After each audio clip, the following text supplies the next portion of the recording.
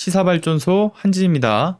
윤석열 당선자의 아내인 그 김건희 씨가 서울의 소리의 그 이명수 기자와 통화 중에 했던 말, 여러분들 혹시 그 중에서 이 말을 좀 기억을 하실 거예요. 권력이라는 게 잡게 되면 시키지 않아도 알아서 경찰들이 입건을 한다. 그게 무서운 거다. 그런데 이 말 실제로 일어나고 있죠. 경찰들이 이제 알아서 움직이기 시작했습니다. 자, 충격적이게도 지난 29일 밤 9시에요. 수사관 4명이 한 시민의 집에 들이닥칩니다. 그리고 집안과 차량 등을 압수수색을 했죠. 그리고 집에 있는 휴대전화, 현수막 이런 것을 압수해가지고는 30일 날에는 심지어 휴대폰 포렌식 작업을 진행한다라는 통보를 하기도 했다라고 합니다. 사진을 좀 하나 보여드릴게요. 관련된 메시지의 캡처 내용인데요.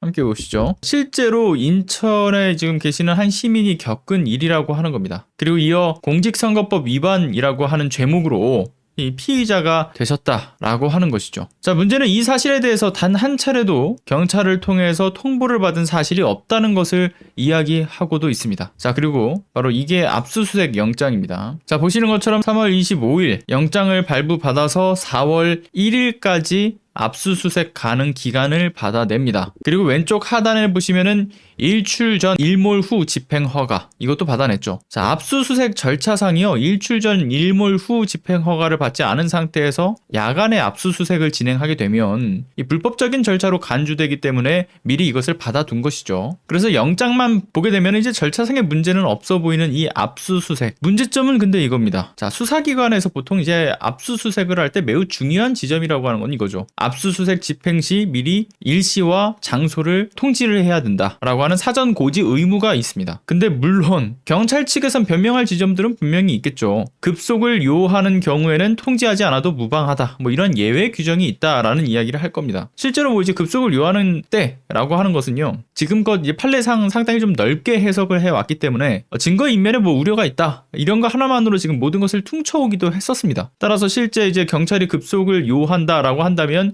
이것을 방어할 방법은 또 딱히 없는 것도 사실이긴 하죠. 다만 우리가 좀 생각을 해보면 이 증거 인멸의 우려가 있다라고 하는 거, 즉 급속을 요했기 때문에 사전 고지 없이 이 시민을 압수수색했다라는 것이 성립되게 되려면 뭐가 제일 중요할까요? 애초부터 이 사안이 범죄 혐의점으로 특정될 만한 요건이 확실하게 충족이 돼야 되겠죠. 자, 이 시민을 압수수색한 사건이요, 인천 부평구의 선거관리위원회에서 현수막이 특정 후보자에 대한 내용을 다뤘기 때문에 공직선거법을 위반했다라는 내용을 이야기를 합니다. 자, 그런데 지난해 12월 말에 이 조선일보의 기사를 좀 먼저 하나 보도록 하죠. 기사를 하나 보겠습니다. 선관위 김건희 비판 현수막 선거법 위법 아니다. 선관위는 이달 13일 김 씨와 최 씨, 그러니까 김건희 씨와 그 장모인 최은순 씨의 이름을 적시하고 비판하는 문구를 담은 현수막을 게재하더라도 공직선거법 위반으로 보기 어렵다라는 유권 해석을 구두로 내렸다라고 하는 것이죠. 다만 선관위는 특정 후보를 유추할 수 있거나 지지 반대 내용으로 해석돼서는 안 된다라는 전제를 달았다라고 하는 것을 지금 보도로 언급되고 있습니다. 그러니까 분명 비판적인 문구를 담은 현수막 게재는 공직선거법상 문제가 전혀 없다, 이러한 유권 해석을 선관위에서 내놨습니다. 다만 특정 후보를 유추해서는 안 된다, 지지를 반대하는 내용도 안 된다라고 하는 것인데, 자, 그렇다면 이 현수막, 이 시민이 압수수색을 받을 수밖에 없었던, 그들이 주장하고 있는 공직선거법상 위반 소지가 있었던 현수막의 내용이 과연 무엇이었는가, 이것을 다시 한번 보도록 하죠. 보시면 현수막의 내용이라고 나와 있습니다. 바로 김건희 허위 경력 가짜 이력 즉각 수사하라, 허위 경력 가짜 이력을 즉각 수사하라, 돋보이고 싶은 건희. 자, 이런 식의 이 현수막 내용, 이 내용은 지금까지도 이어지고 있고, 심지어는 수사가 지금 지지부진해왔던 허위 경력과 가짜 이력과 관련된 수사를 제대로 좀 해라, 이것을 촉구하는 내용을 담고 있죠. 중요한 것은 후보자의 아내인 점을 제외하고는 특정 후보를 유추하게 만드는 내용을 그 어디에서도 찾아볼 수 없습니다. 심지어는 그냥 김건희 이름만 다루고 있기 때문에 어디에서도 특정 후보를 지칭한다고 보기는 어려운 거죠. 또 지지를 반대한다라고 하는 내용도 역시나 담고 있지 않습니다. 그런데 도대체 경찰은 선관위에서도 허용한 이 현수막에 대해서 도대체 어떤 사유로 한 민간인의 집을 압수수색한 걸까요? 경찰 측에서는 이런 얘기를 해요. 현수막이 선거에 영향을 미쳤다고 판단을 한다. 그 판단은 도대체 누가 한 거죠? 선관위에서도 문제가 없다라고 하는 그 내용을 담고 있는 현수막인데, 압수수색을 진행했다라는 그 근거로 내밀고 있는 것이 선거에 영향을 미쳤기 때문이다. 그러한 근거를 내밀면서도 지금 명분이 명확하지 않은 겁니다. 근거가 될 수가 없는 거죠. 그래서 현재 이 압수수색을 당한 시민의 생각은 이렇더라고요. 그 시민이 뭐라고 얘기하냐면 경찰의 압수수색 목적이라고 하는 게 나를 압수수색하기 위함이기보다는 이재명 캠프 또는 시민단체 조직과의 공모 가능성을 의심하고 압수수색을 했을 것으로 보인다. 뭐 이런 이야기를 하는 거죠. 왜? 휴대폰을 압수수색을 했거든요. 자, 휴대폰을 압수한 것만 보더라도 일리가 있는 말로 보여지는 게 뭐냐면, 자, 휴대폰을 특정하고 압수수색을 했다. 즉 현수막을 내건 시민이 아니라 다른 무언가를 노리고 몸통을 만들고 그 몸통과 연결시키려고 하는 보복수사의 움직임에 조금 더 가깝다라고 하는 의심을 지을 수가 없는 상황이죠. 왜냐? 지금까지의 상황들을 종합하면 아무래도 이 타이밍이 항상 문제거든요. 알아서 경찰이 수사할 거라고 하던 그 김건희 씨의 녹취록, 정권에 대한 보복 수사를 예고했던 윤석열 당선자 후보 시절의 그 인터뷰, 그리고 당선 이후에 진행되는 수사 무마의 흔적들하고, 그리고 이어지고 있는 소위 숙청당하는 검사, 그리고 정적 제거의 일환으로 보여지는 수사기관의 움직임들, 3년 동안 묵혀왔던 캐비넷 사건을 열어 제껴서 산업통상자원부를 포함한 8개 산하기관들을 최근에 압수수색한 것도 그렇고, 김기현 국민의힘 원내대표가 캐비넷 사건들 하루빨리 수사해라 라고 촉구하면서 하명 수사 논란도 있고, 정진훈 검사에 대한 독직 폭행에 대한 사건에 대해서 2심 공판 과정 최근에 있었죠. 그 검찰이 또 징역 1년을 구형했던 것을 대대적으로 보도하고 있는 모습들. 게다가 윤석열 당선자 최측근인 한동훈 검사, 그 한동훈 검사가 이 추미애 전 장관을 상대로 낸 고발장이 어떤 부당한 권력의 개입으로 핑퐁식 이첩이 된 게 아니냐라고 하면서 이런 의혹들을 만들어내고 있고, 심지어는 추미애 전 장관에 대한 지금 이 핑퐁식 관련된 고발장, 계속 이첩되고 있는 이런 것에 대해서 수사를 해야 된다라고 해서 동부지검에서 지금 수사도 진행 중이죠. 이 모든 것들이 맞물리면서 이번 사건도 역시나 보복 수사의 어떤 전초전으로 볼 수가 있다. 이런 의혹을 벗어나기는 힘든 거죠. 자, 무엇보다 다른 것을 다 제쳐놓더라도요, 제 식구에 대한 압수수색과 그 밖의 수사와 기소에는 지지부진하던 이들이 어찌하여 일반 시민들에 대해서는 이렇게 발빠른 움직임을 보여주는가. 이것이 가장 부적절한 포인트라고 보여지고요. 그리고 이게 도대체 어딜 봐서 만인에게 공평한 법의 적용이라고 할 수 있겠습니까? 누가 봐도 그 그러니까 이 현수막을 내건 것에 무언가의 지휘자가 있을 것이다. 그 위를 찾아보려고 하는 보복수사의 개념이 더 강하게 비춰지고 있죠. 그리고 이러한 어떤 보복수사의 그 움직임을 예고할 만한 내용이 또 있습니다. 관련된 기사를 하나 보겠습니다. 뉴스원의 기사입니다. 단독, 인수위, 문정부 문서 파기 마라, 각 부처의 금지령. 자, 인수위가 현 정부에서 생산한 문서나 보고서를 파기하지 말라는 공문을 각 부처에 내려보냈다. 문재인 정부에서 생산한 전자, 종이 문서와 보고서 등을 무단 파기하지 말 것, 공무원 업무용 컴퓨터나 하드 교체, 자료 무단 삭제도 못하도록 했고, 문재인 정부가 추진해온 정책과 관련한 방침 자료마저 삭제하지 말라. 이 공문은 청와대는 물론 총리실, 기획재정부 등 주요 정부 부처와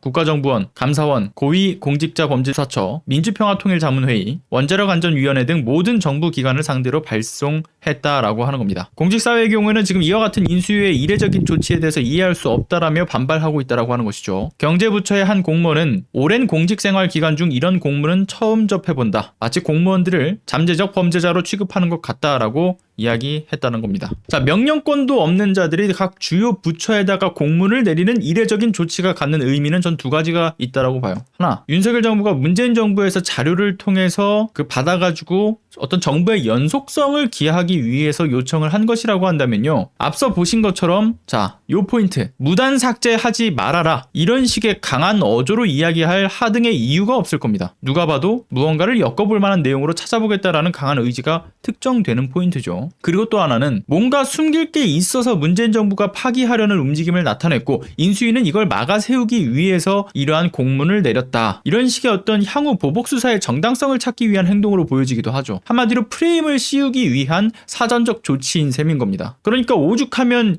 익명을 요청한 이 경제부처 공무원이 마치 그 공무원들 지금 잠재적 범죄자 취급하는 거 아니냐, 그런 것 같다, 이런 이야기를 하겠어요. 분명 향후에는 부처들이 이 보관기간이 이미 지나가지고 폐기한 문건들도 다시 들춰보면서 이거 은폐 목적의 부당한 문서 폐기가 있었다라고 트집 잡을 거라고 저는 생각합니다. 매우 심각하게 지금 돌아가고 있는 그런 상황들이 포착되고 있는 거죠. 그런데 이러한 움직임, 공직자들을 상대로 민주주의와 법치주의를 퇴보하는 행보에, 특히나 과거 이명박근혜 정부 당시의 블랙리스트도 또다시 부활한 모습도 등장을 합니다. 자, 새로운 자료도 하나 보도록 하죠. 이 자료 보시면요, 지금 보시는 자료는 이달 이달곤 국민의힘 의원이 보건복지부 산하 기관의 임원들을 상대로 해서 이 내용 작성해서 제출해라고 요구한 서류 양식 중에 하나입니다. 내용에 보시면요. 자, 임명권자가 누구였는지, 그리고 여기서 심지어는 과거 활동 현황을 묻는 질문들은 더 가관입니다. 청와대나 인수위, 그리고 정부기관, 이 공공기관에서의 활동한 현황을 묻기도 하고요. 그 다음 정당, 국회, 보좌진, 출마, 선출직, 그리고 선거 캠프, 출마자 지지 선언 등 그가 어떤 정치적 스탠스로 활동을 해왔는지를 구체적으로 묻고 있는 내용들 역시도 포함하고 있습니다. 뿐만 아니라 그 밖에 이제 국민의힘에게 있어서는 눈엣 가시와 같은 존재들, 민변이나 참여연대 등의 활동 이력이 있는지 역시도 확인하고 있고요. 어떤 시민단체에서 활동했는지,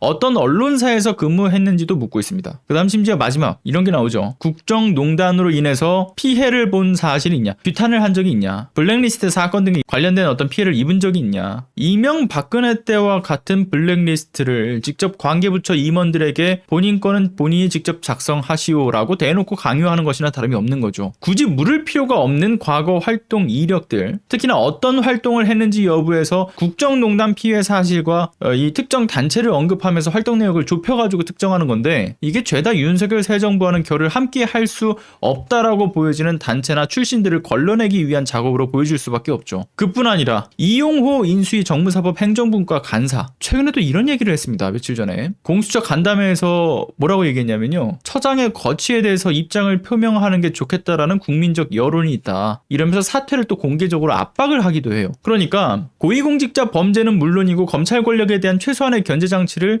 국민적 염원으로 만들어진 것이 또 공수처인데도 임기가 시작된다라고 하여서 곧바로 이제 무너뜨리려고 인사보복을 대놓고 지금 본격화하고 있는 겁니다. 그리고 심지어는 시민을 상대로 강압적인 수사를 이어가고 그 밖에 정적에 대한 정치적 보복 수사, 인사보복의 움직임, 모든 건 지금 우리가 이미 예상했던 대로 검찰 공화국에 한 발짝씩 내딛고 있는 모습으로 흘러가고 있는 거죠. 지금 이게 당선자 신분에서의 행보만큼도 벌써 이만큼인 겁니다. 임기가 시작된다라고 한다면 정말 전 피바람이 불 거라고 생각합니다. 검찰개혁 입법과 대장동 게이트, 그리고 본부장 리스크 관련된 특검법이 꼭 4월 중에 통과를 이뤄내야 되는 이유가 곳곳에서 또 확인이 되는 거죠. 이게 지금 며칠째 계속 이와 관련된 내용들을 지적을 하고 있는데도 불구하고 계속 그 내용들이 포착이 되는 겁니다. 계속 주시하면서 이 내용들 또 포착되는 대로 전달 드리는 것으로 하고요.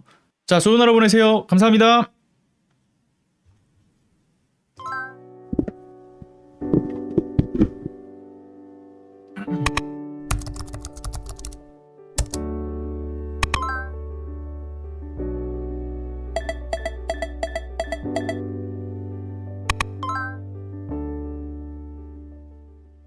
안녕하세요. 시사발전소 소장 한지입니다. 시사발전소는 진실을 찾는 민주언론으로서의 역할을 다하기 위해서 다양한 방법으로 활동을 이어나가고 있습니다.